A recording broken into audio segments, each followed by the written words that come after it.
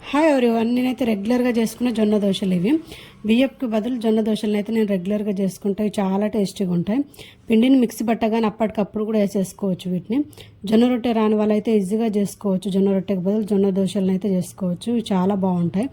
Wait లాస్కి, డయాబెటీస్కి, హెల్తీగా ఉండడం కోసం డైలీ ఒక పూట జొన్న రొట్టెలకు బదులు జొన్న దోశను కూడా ఉపయోగించుకోవచ్చు. దానికోసం అయితే 2 గ్లాసుల జొన్నల్ని చెరిగేసి ఒక పాత్రలో వేసి దాంట్లో ఒక 2 గ్లాసుల జొన్నానికి 1 గ్లాస్ మినప్పప్పు, కొంచెం శనగపప్పు, మెంతులు వేసి నానబెట్టేసుకోవాలి. నానబెట్టిన తర్వాత దాన్ని 8 గంటలు నానేయాలి. బాగా 8 గంటలు నానిన తర్వాత మిక్సీ పట్టేసుకొని అప్పటికప్పుడు వేసేసుకుంటున్నాను అయితే దోశలు.